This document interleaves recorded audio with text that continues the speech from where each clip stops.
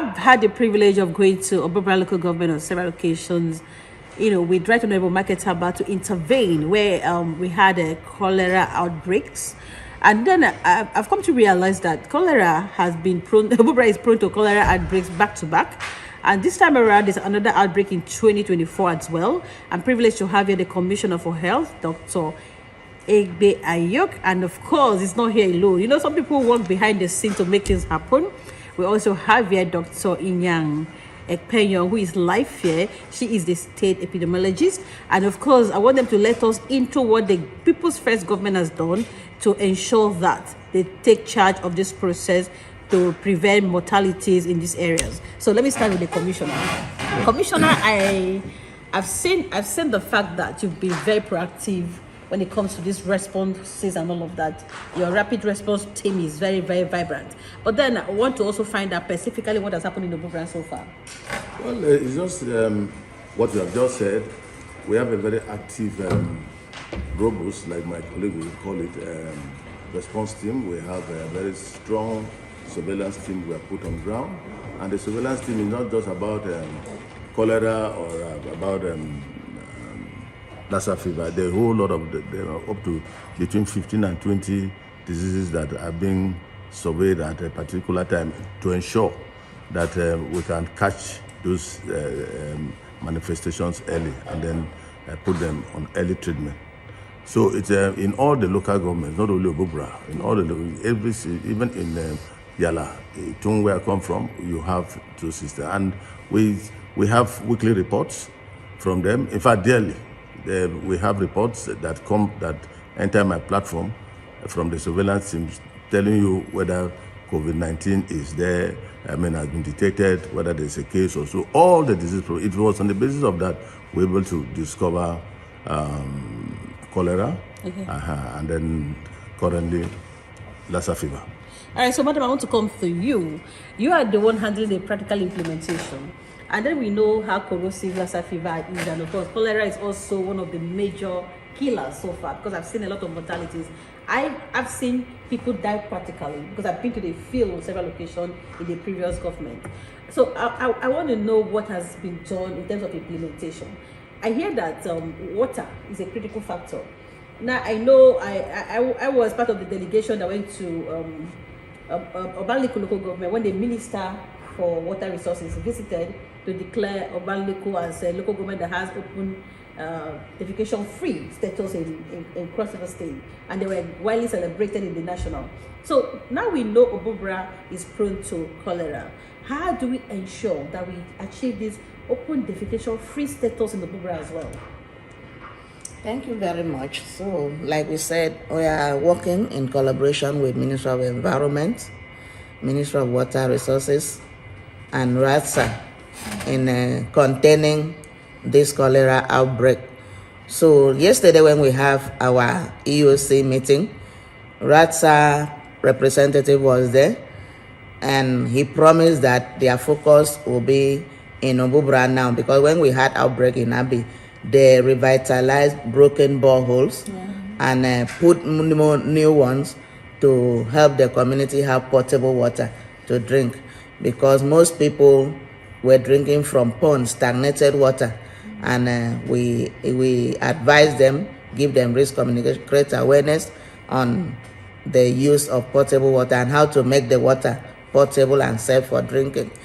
So, for implementation, we have also positioned response materials in Obubra, Biase, even other hotspot LGS like Ikomboki, Etung. We have positioned communities like Droughts there for response. And then for Lassa fever, we have also sent drugs for treatment to the referral site, which is General Hospital Obubra, so that any person with such symptoms can quickly be managed there before bringing the person to the isolation center, which is the state treatment center in UCTH. So Obubra also have isolation center in General Hospital of Obubra. So that is why we are positioning these materials there for easy management of cases that will come. And then government is doing a lot already some doctors, my commissioner will tell you, have been sent to LGS to give additional support, doctors and nurses.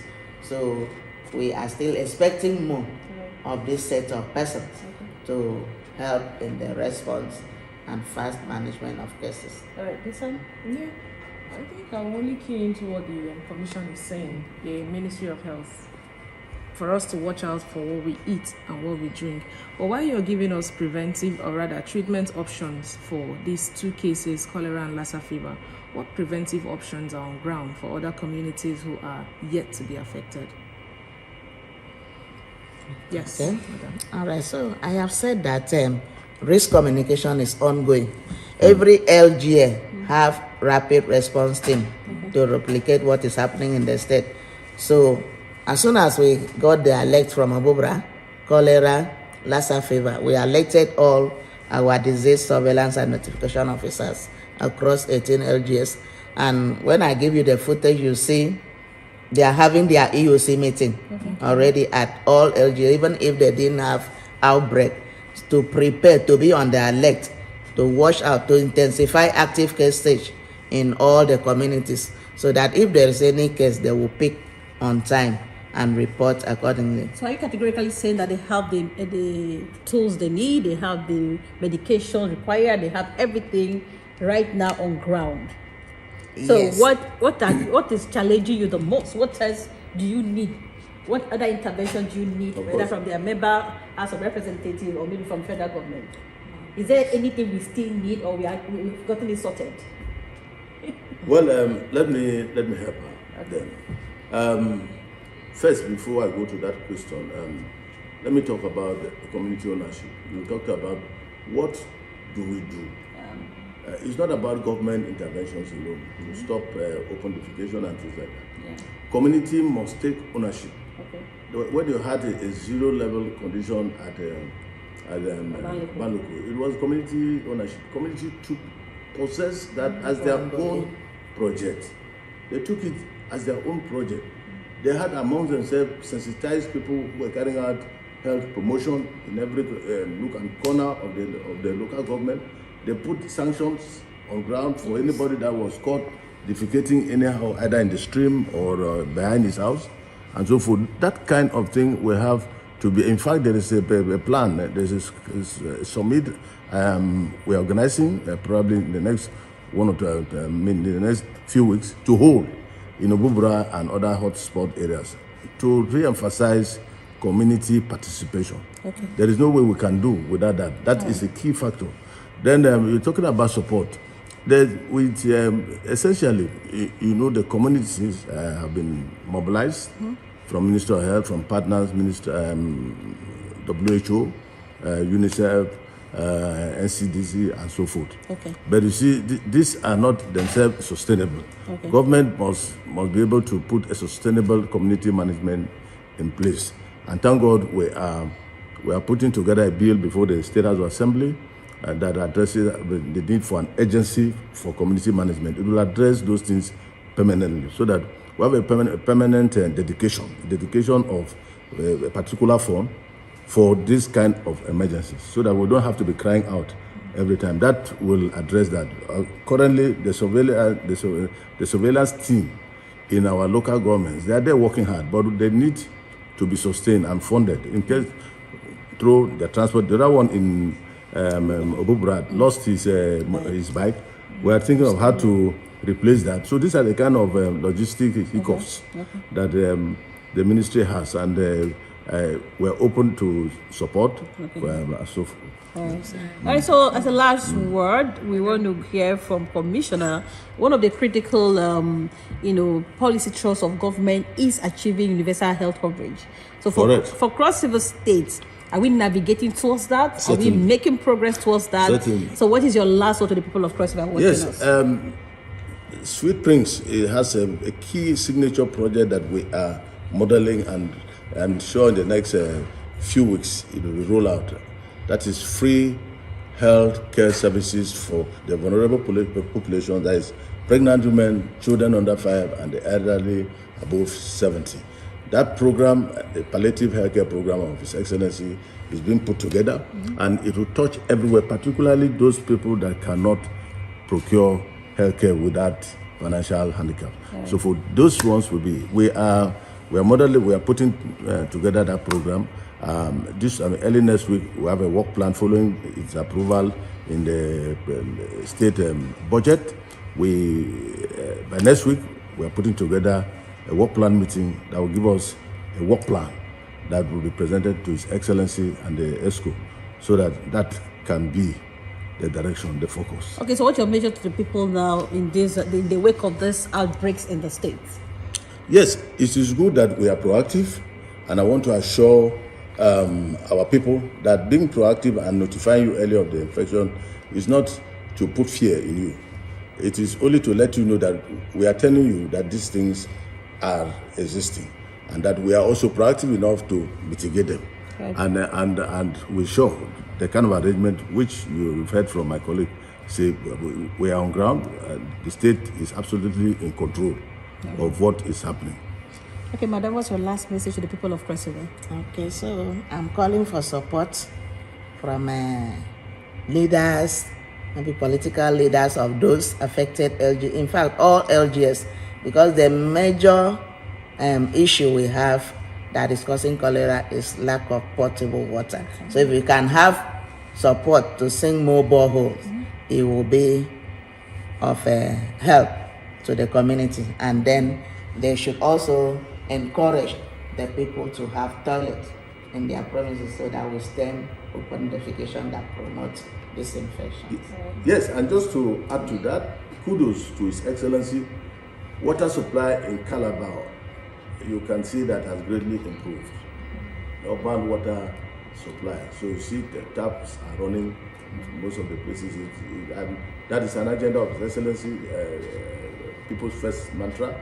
We are reaching out, and I'm sure that as Calabar is being settled, other local governments will be following.